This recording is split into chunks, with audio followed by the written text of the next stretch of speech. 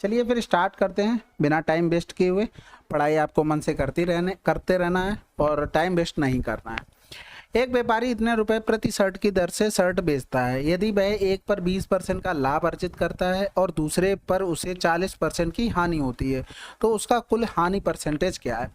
सबसे पहले बात तो यहाँ पर ये देखो, जो 45 हमको दिया गया था ये क्या था, शर्ट, प्रत्येक शर्ट का था, यानी कि सेलिंग प्राइस हमारा बराबर है। तो 20% मतलब क्या हो गया, 1/5 और 40% का मतलब हो गया 20 दूनी 40, 20 पंजे 100। तो cost price selling price. First की अगर बात करें तो 5 की चीज 6 में बेची गई है और दूसरी कंडीशन में 5 में 2 का लॉस हो रहा है यानी कि 3 में बेची गई।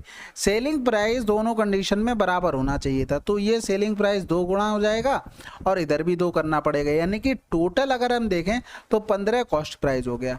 हमसे पूछा गया कुल हानि परसेंटेज, यानी कि यहाँ से देखेंगे 3 दूनी 6, 6 6 12 हो गया। कितने का लॉस हो गया, 3 का लॉस हुआ किस पे, 15 का, गुणे में 100, यानी कि कितना आंसर आ जाएगा, 20%। अगला सवाल, 17 लड़कों के एक समूह की औसत आयु 28 वर्ष है। 22 वर्ष और 28 वर्ष की आयु वाले 2 लड़के समूह छोड़ देते हैं और उनके स्थान पर 34 वर्ष की आयु वाला एक लड़का समूह में शामिल होता है। समूह की नई औसत आयु क्या होगी। अब देखो ये 28 वाला जो जा रहा है इससे कोई भी फर्क नहीं पड़ेगा भाई, 17 का एवरेज 28 है। अब 28 वाला एक चला गया तो 16 लोग बचे, 16 लोगों का भी एवरेज 28 होगा। अब सवाल हमारा सिंपल ये बन गया कि 16 लोगों का एवरेज 28 था, 22 वर्ष वाला एक चला जाता है और 34 वर्ष वाला एक लड़का आ जाता है, तो नए समूह की औसत आयु क्या होगी। अब यहाँ पर देखो 22 वाला चला गया है, 34 वाला आ गया, तो हमें यहाँ पर 4 से 2 गया 1, 3 से 2 गया 1, 12 का क्या हुआ, प्रॉफिट हो गया। यानी कि जो भी एवरेज था उसमें टोटल 12 बढ़ेगा, लेकिन एक लोगों में कितना बढ़ेगा भाई, टोटल लोग कितने हो गए भाई, 16 लोग थे, हमने ये तो चेंज कर लिया, ये तो समझ गए ना, 28 वाले को हटा ही दिया ग्रुप से कि भैया तुम निकल लो, तुम्हारी कोई जरूरत नहीं है, तुम कुछ कर ही नहीं रहे हो, यहाँ पे जरूरत क्या है। सवाल बन गया था 16 का एवरेज 28 है, उसमें से एक 22 वाला चला जाता, 34 वाला आ जाता है, तो नया एवरेज क्या होगा। तो यहाँ पर अब 16 लोगों में डिवाइड कर दो तो एक लोगों का पता चल जाएगा। तो इधर 4 तियां 12 हो गया, 4 चौकू 16, पॉइंट लगा देंगे, 4 सत्ते 28, 4 पंजे 20, यानी कि 28.75 रहा होगा नया एवरेज। अगला सवाल, MNO अकेले तौर पर एक काम को इतने दिनों में पूरा कर सकते हैं। MN और O मिलकर उसी काम का 1/6 भाग कितने दिनों में पूरा करेंगे। तो एलसीएम ले लिया 60, 10 छक्का 60, 12 पंजे 60, 15 चौकू 60, गुणे में कर देंगे 1/6, यानी कि 10/6 पंजे 6 5 11 4 15, यानी कि 5 दूनी 10, 5 तियां 15 हो गया, यानी कि 2/3 काम पूरा कर लेंगे। कितना, 1/6 भाग को 2/3। अब यहाँ पर मैंने कुछ स्पेशल नहीं किया है, आप क्या करेंगे, MNO 10 12 15, एलसीएम लेंगे 60 जो हमने यहाँ पर डायरेक्ट ले लिया था। अब एफिशिएंसी निकालेंगे तो पहले वाले की एफिशिएंसी 6 आ गई, इसकी 5 आ गई, इसकी 4 आ गई, इनको जोड़ेंगे 6 5 11 4 15 हो गया। 60 का 1/6 काम आपको करवाना था और इतनी इफिशियंसी से, तो बटे में 15 हो गया। यही चीज हमने डायरेक्ट लिख ली, क्या दिक्कत है, ठीक है। अगला सवाल कह रहा है कौन सा नंबर है जो 25 से डिविजिबल नहीं है। देखो 25 से डिविजिबल के लिए हमें लास्ट के 2 डिजिट 25 से डिविजिबल चाहिए होंगे, नहीं तो ये डिवाइड नहीं होगा। तो 65 एक ऐसा नंबर है जिसके लास्ट के 2 डिजिट 25 से डिवाइड नहीं होते हैं। अगला सवाल, 5 संख्याओं का औसत 48 है। प्रथम 2 संख्याओं का औसत अन्य 3 संख्याओं के औसत का 3 गुना है। प्रथम 2 संख्याओं का योग कितना होगा। देखो कह रहा था अन्य 3 संख्याओं का अगर 1 मान लें तो इसका एवरेज क्या होगा भाई, 3 गुना 3 होगा, ये एवरेज की बात है। अगर सम की बात करें तो देखो यहाँ पर 2 संख्याएं थी, यानी कि 3 दूनी 6 सम हो गया, इनका सम 3 हो गया, यानी कि टोटल सम देखेंगे तो हमारे हिसाब से 9 है क्वेश्चन में, 5 गुणे में 48 दिया था भाई, यही तो था 5 संख्याओं का एवरेज 48, हमने टोटल सम निकाल लिया। हमसे पूछा गया है प्रथम संख्याओं का सम क्या होगा, यानी कि 6 बराबर हमको निकालना था, तो यहाँ पर हो जाएगा 5 गुणे में 48 बटे में 9 गुणे में 6, तो 3 तिरका 9 हो गया, 3 दूनी 6 हो गया, इधर करेंगे 16, 5 दूनी 10, यानी कि 160 आंसर। अगला सवाल, एक कंप्यूटर का अंकित मूल्य 25,000 रुपए और छूट परसेंटेज 15 है और वो इतने में सेल किया गया, तो अतिरिक्त छूट हमको बतानी है। तो सिंपल सी बात है, हम पहले रेशियो बना लेते हैं, अतिरिक्त छूट तो अपने आप से निकल आएगी। 15% की छूट दे दी तो 85% बचा, इसका रेशियो बना लेते हैं 12750 डबल सॉरी सिंगल जीरो से, ये कैंसिल आउट, एक जीरो इधर से कैंसिल आउट हो गया, इधर करेंगे 17 पना 85 हो गया, इधर करेंगे 17 सत्ते 119 हो गया, यानी कि 8 बचा 17 पना 85, तो 25 से कम 25, 25 तिया 75, तो 5:3 आया। 5 में कितने की छूट देंगे? 3 हो जाएगा, 2/5 गुणे में 100 यानी कि 40% आंसर। अगला सवाल, यहाँ पर हमको रेशियो बताना था भाई, देखो कुछ मेंटेन तो करना नहीं है तो हम डायरेक्ट लिख लेते हैं। 5 2 गुणे में पी का मान 5 हो गया, 4 गुणे में क्यू का मान 3 हो गया, 3 गुणे में आर का मान 2 हो गया, यानी कि 2 2 दूनी 4, ये 2 कैंसिल 2 हो गया, 3 दूनी 6 हो गया, इधर 3 हो गया आंसर। अगला सवाल, जॉन एक काम को 12 दिनों में और अंजू उसी काम को 20 दिनों में पूरा कर सकती है। यदि वे इस पर 6 दिनों तक एक साथ मिलकर काम करते हैं तो शेष काम का अंश क्या है? तो भैया देखो 12 दिनों में 20 दिनों में एलसीएम ले लिया, 60 12 पंजे 60 20 तिया 60 हो गया, यानी कि 5 3 8 की इफिशियंसी से 6 दिन काम किया तो 48 काम हो गया टोटल 60 में से, यानी कि ये भाग करेंगे ये 10 हो गया, यानी कि 2 चौकू 8 हो गया, 2 पंजे 10, 5 काम टोटल था उसमें से 4 हो चुका है तो बचा कितना? 1/5 काम आंसर। अगला सवाल, 2 रेलगाड़ियां समान चाल की, कैसी? समान चाल है से विपरीत दिशा में चल रही, यानी कि स्पीड दोनों की जुड़ जाएगी। यदि प्रत्येक रेलगाड़ी की लंबाई इतनी है तो वे एक दूसरे को 54 सेकंड में पार करती हैं, तो रेलगाड़ी की चाल बतानी है। भाई दोनों की लंबाइयां जोड़नी पड़ेंगी और ये हो गया हमारे पास 54 से डिवाइड, ये किसका मान आ गया? एस प्लस का एस, क्योंकि दोनों स्पीडें क्या थी? समान थी और विपरीत में चल रहे थे इसलिए प्लस का साइन आया, तो ये कैंसिल आउट हो गया, इधर 20 हो गया, 20/2 कर देंगे यानी कि एस, तो 10 मीटर प्रति सेकेंड आंसर। सिंप्लीफिकेशन का है, सबसे पहले डिवाइड करेंगे, 7 दूनी 14 हो गया, यानी कि 11 से 2 गया 9 49 हो गया।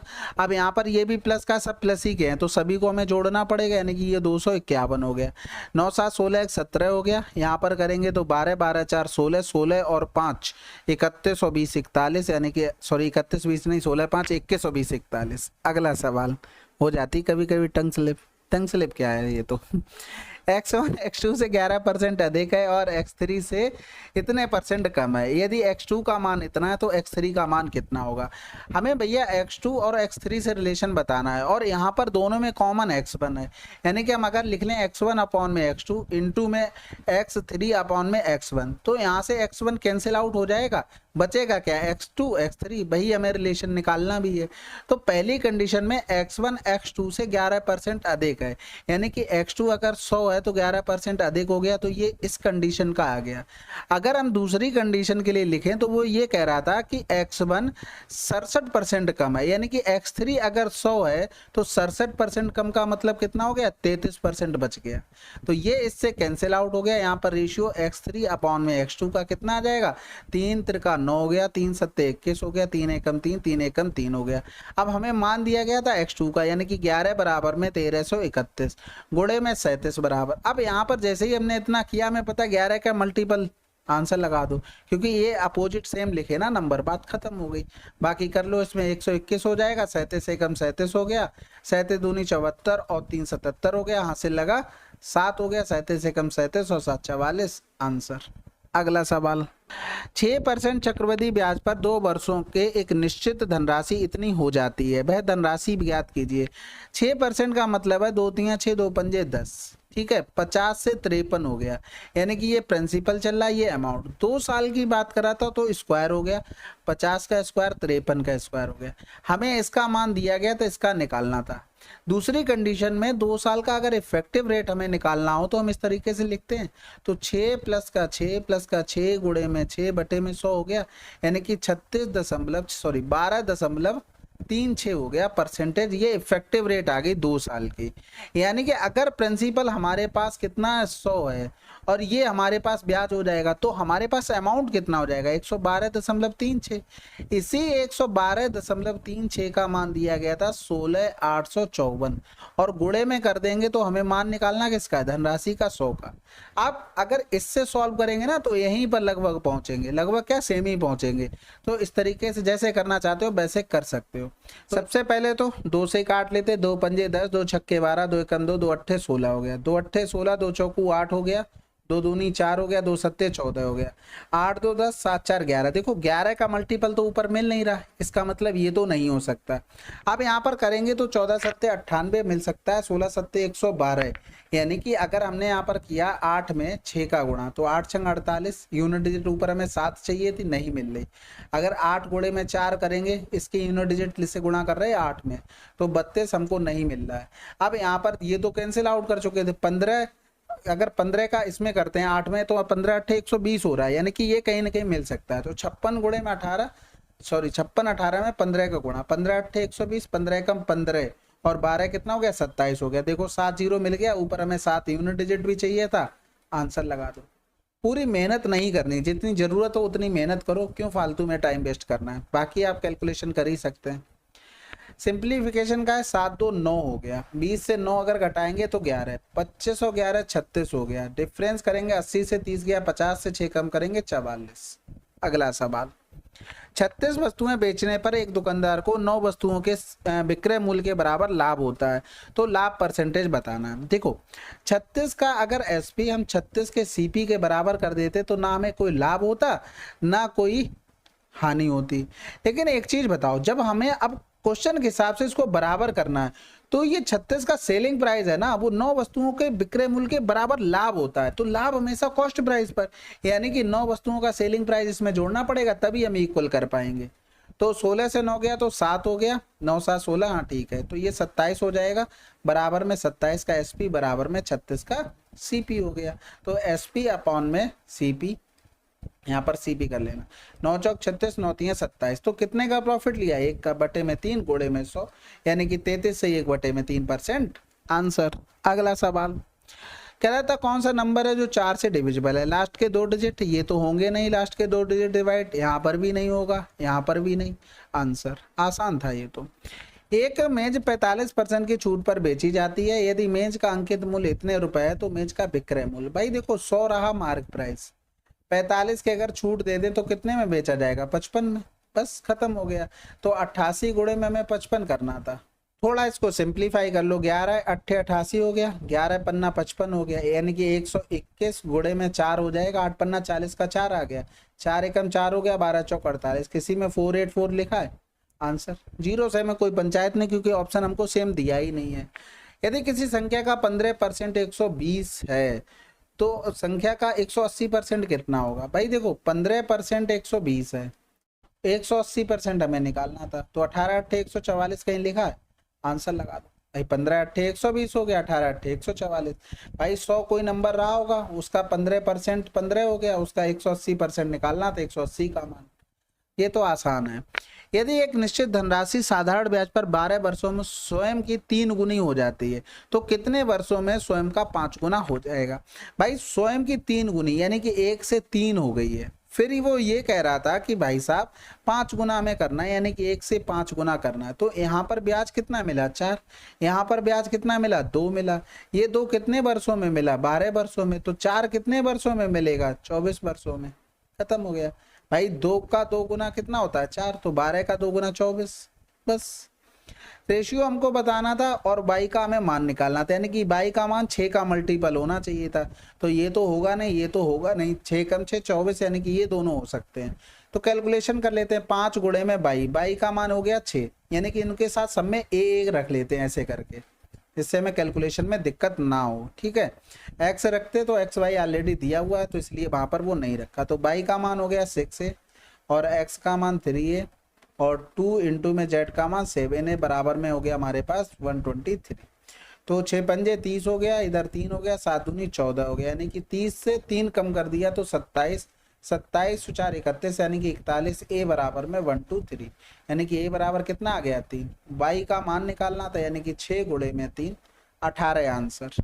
अगला सवाल, एक आयत का परिमाप का आधा 20 सेंटीमीटर है, आयत की लंबाई उसकी चौड़ाई से 8 सेंटीमीटर अधिक है, तो आयत की क्षेत्रफल कितना होगा। देखो आयत का परिमाप होता है l प्लस बी, बराबर में होता है क्या 20 नहीं है। अब ये जो टोटल होता है, लेकिन ये तो आधा दिया गया था, बटे में 2 कर दो, यानी कि l प्लस बी का मान 20 दिया गया था। अब भैया 20 से अगर हम 8 हटा दें तो 12 बचा, यानी कि लंबाई और चौड़ाई के पास कम से कम 6 तो रहा होगा, लेकिन लंबाई 8 ज्यादा, यानी कि 8 6 14 हो गया, 14 6 84। आंसर आ गया। अगर ऐसे नहीं करना है भाई, देखो हमने यहाँ पर क्या किया, परमाप का आधा 20 आ गया, अब जो एक्स्ट्रा हो रहा था 8, उसको 20 से 8 घटा दिया तो 12 बचा। अब 12 को 2 भागों में डिवाइड कर दिया, यानी कि 6 लंबाई भी होगी 6 चौड़ाई भी होगी, लेकिन लंबाई 8 सेंटीमीटर अधिक थी, जो एक्स्ट्रा हो रहा था वो हटा दिया था ना, तो भाई हमने इसमें जोड़ दिया, तो ये लंबाई निकल के आ गई, ये चौड़ाई निकल के आ गई, तो 14 छंग 84 L इंटू में भी ये एरिया हो गया। बाकी भैया हम सिंपल सा ये भी कर सकते थे कि x प्लस का 8 लंबाई हो गई, प्लस का x हो गया चौड़ाई, ये b हो गया, ये l बराबर में 20 हो गया हमारे पास, तो 2x बराबर में 12 हो गया, यानी कि x बराबर में 6 हो गया। यानी कि अगर हम लंबाई की लिखेंगे तो 14 आ गई और चौड़ाई लिखेंगे 6, तो यहाँ से भी कर सकते हो, आंसर सेम ही आएगा। ठीक है, चलो फिर 1 मार्च की शिफ्ट 4 थी ये, और टोटल 20 क्वेश्चन थे, खत्म कर लिए। अब ज़्यादा आपके पास टाइम तो नहीं